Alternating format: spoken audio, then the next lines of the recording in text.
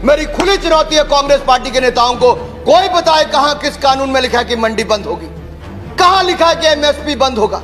है कोई कांग्रेस के नेता में दम या विपक्षी दल के नेता में दम जो बताए कि किसी कृषि कानून में कहीं पर भी लिखा है कि मंडी बंद होगी, एमएसपी बंद होगी। आपने कहा मंडियां, अनुराग जी ने कहा मंडियां खत्म नहीं हुई, सही बात है। मंडी, इसमें कोई प्रावधान नहीं मंडी समाप्त करने का। 2 मंडियां बन गई हैं, एक निजी मंडी जिसमें टैक्स नहीं लगेगा और एक सरकारी मंडी जिसमें टैक्स लगता है। 2 मंडी, एक देश एक विधान, एक देश एक संविधान, एक देश एक निशान, एक देश एक चुनाव, एक देश एक मार्केट। तो एक देश 2 मंडियां क्यों? किसान ही क्यों मिला आपको?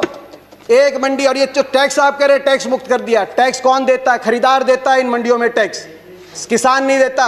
पंजाब में 6.5%, हरियाणा में 4% और सरकार को देता है। हरियाणा पंजाब का आज ग्रामीण इंफ्रास्ट्रक्चर अच्छा क्यों है? हर गांव में अच्छी सड़कें क्यों हैं?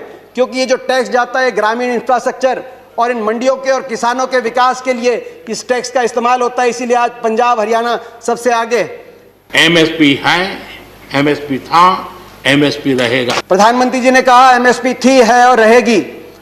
ठाकुर जी ने भी कहा कि कोई है किसमें दम जो बताए कि एमएसपी चली जाएगी। सही बात है, एमएसपी थी, है और रहेगी, मगर क्या एमएसपी सभी किसानों को मिलेगी और सभी फसलों पे मिलेगी? प्रश्न इस बात का उठता है। आप में दम है खड़े होकर आप कह दें कि एमएसपी मिलेगी हर किसान को देश में? आज भी शांता कुमार कमेटी बताती है कि मात्र 6% से 16% तक किसानों को एमएसपी मिलती है। बाकी देश में बहुत से ऐसे प्रदेश है जहां पे एमएसपी नहीं मिलती। आपको चाहिए तो यह था जो पंजाब, हरियाणा, पश्चिमी उत्तर प्रदेश में एमएसपी मिलती है वही एमएसपी बिहार में मिले, जहां धान 800 रुपए, 1000 रुपए में जा रहा है, 1800 रुपए में हमारे यहां धान मिल रहा है। आपको चाहिए था कि इसको वहां पे लेके जाएं, मगर आप वहां के किसान को की परिस्थिति हमारे यहाँ की करने की बजाय हरियाणा पंजाब के किसान की परिस्थिति उस तरह की करने की तरफ लेके जाए। इस देश में माननीय अध्यक्ष जी, दहेज का कानून, दहेज के खिलाफ कानून बने, ये इस देश में कभी किसी ने मांग नहीं की थी, फिर भी देश की प्रगति के लिए कानून बना था। माननीय अध्यक्ष जी, ट्रिपल तलाक, इसके खिलाफ कानून बने, ये किसी ने मांग नहीं की थी, लेकिन प्रगतिशील समाज के लिए आवश्यक है, इसलिए कानून हमने बनाए हैं। हमारे यहाँ बाल विवाह पर रोक, किसी ने मांग नहीं की थी कानून बनाओ, फिर भी कानून बने थे, क्योंकि प्रगतिशील समाज के लिए आवश्यक होता है। कहा गया कि बिन मांगे दिया गया, और बिन मांगे बहुत से कानून दिए गए थे। बाल कानून बिन मांगे दिया गया था, दहेज कानून, ट्रिपल तलाक बिन मांगे, कई बार अच्छे कानून बिन मांगे भी दिए जाते हैं। फर्क है उनमें और इसमें फर्क है। उनमें जिस वर्ग के लिए दिया गया वो वर्ग संघर्ष और आंदोलन के रास्ते पे नहीं आया। बाल कानून लागू हुआ तो दिल्ली को बच्चों ने नहीं घेरा बाल कानून वापस लिया जाए। दहेज का कानून आया तो महिलाएं धरने पे नहीं बैठी कि हमें दहेज देना है। मगर यहां जिस वर्ग के लिए आपने दिया वो वर्ग आज आपके दरवाजे पे आया, दिल्ली के आसपास लाखों की तादाद में बैठा है। हरियाणा सरकार का कॉन्ट्रैक्ट फार्मिंग एक्ट उठाइए, और वो तो हुड्डा जी के समय पारित हुआ था। हरियाणा के अंदर 2007 में हमने कॉन्ट्रैक्ट अमेंडमेंट लाए एपीएमसी के अंदर, निजी अलाउ किया निजी कंपनियों को, मगर साथ में कानून लिख दिया कि अगर कॉन्ट्रैक्ट एमएसपी से नीचे किया जाएगा तो गैर कानूनी होगा और कानूनी कार्रवाई होगी जो लोग इस तरह का कॉन्ट्रैक्ट करते हैं। आप कह रहे हैं ज्यादा मिलेगी तो आप कर दीजिए, ये कानूनी प्रावधान देने का आप काम करें। प्राइवेट की बात करी कि आप प्राइवेट का खिलाफत कर रहे हैं, प्राइवेट की खिलाफत नहीं कर रहे। प्राइवेट आए, मगर मंडी के अंदर आने से किसने रोका प्राइवेट को? प्राइवेट मंडी के अंदर आए और एमएसपी से ज्यादा में खरीदे। कह रहे हैं बाहर भाव ज्यादा मिलेगा, विकल्प होगा, बाहर ज्यादा मिलेगा, बाहर ज्यादा भाव मिलेगा प्राइवेट में।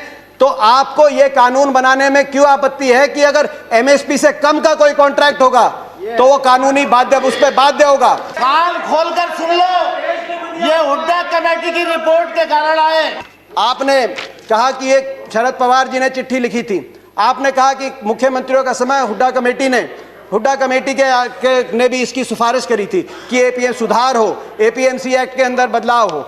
मैं बताना चाहता हूं कि हुड्डा कमेटी ने, जिस कमेटी में प्रकाश सिंह बादल जी, ममता बनर्जी जी और नीतीश कुमार जी भी सदस्य थे, उस कमेटी ने क्या सुझाव दिया था इस पे? उन्होंने कहा था कि एपीएमसी में सुधार हो, मगर एपीएमसी का विस्तार हो। सबसे पहले मंडी, जिस प्रकार से हरियाणा में हर 10 किलोमीटर में मंडी हमने स्थापित करी थी अपनी सरकार में, पूरे देश के अंदर हर 10 किलोमीटर में मंडी बने। दूसरा, प्राइवेट अगर आए तो मंडियों के अंदर आए, एमएसपी से ज्यादा पे खरीदें, एमएसपी से कम पे खरीदते हैं तो कानूनी कार्रवाई हो, वो ऐसी खरीदारी अलाउ ना हो। तीसरा, एमएसपी की कैलकुलेशन C2 के आधार पे हो, A2 कॉस्ट नहीं, C2 खर्चे के आधार पे एमएसपी कास्ट हो, जो आज किसानों की सबसे बड़ी मांग है। चौथा, एमएसपी जो चौथे उसमें कहा कि कर्जे का जो दर है वो no discussions please, no cross talk, no cross talk, no cross talk. किसी और की बात रिकॉर्ड पे नहीं जा रही है। दीपेंद्र जी कंटिन्यू। ये सिफारिश थी। मैं किसान आंदोलन को पवित्र मानता हूं और भारत के लोकतंत्र में आंदोलन का महात्म्य है और रहने वाला है और जरूरी भी है।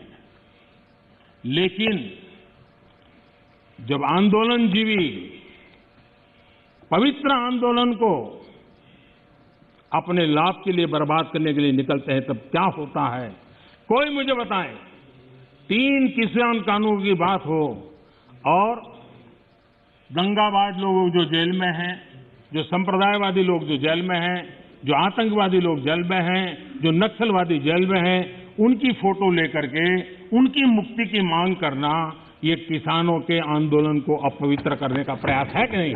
प्रधानमंत्री जी ने एक और बात की कि इस आंदोलन में कुछ पवित्र लोग हैं और कुछ अपवित्र लोग हैं। प्रधानमंत्री जी की बात हम मान लेते हैं, कम से कम आप पवित्र लोगों की बात मान लीजिए। आंदोलन में जो पवित्र लोग हैं, अगर आंदोलनकारी पवित्र हैं, पवित्र भावना से अपने हक के लिए बैठे हैं, आप उनकी बात मांग लीजिए और इसकी शुरुआत आप दो कदम उठा के उसकी शुरुआत करिए। आप तुरंत, मैं मांग करता हूं, बातचीत के दरवाजे, क्योंकि आप भागे थे 11वें राउंड में बातचीत से, 12वीं बातचीत के दरवाजे खोलें। आपकी प्रजा है, अपनी प्रजा की बात मानने से आप छोटे नहीं होंगे, अपनी प्रजा की बात मानने से आपकी हार नहीं होगी। बातचीत के दरवाजे खोलते हुए। और दूसरा, जो 200 लोगों ने, 200 से ज्यादा किसानों ने अपनी जान कुर्बान करी है, उनके परिवारों के लिए आपके लिए सहानुभूति का एक शब्द नहीं निकला। कम से कम उनके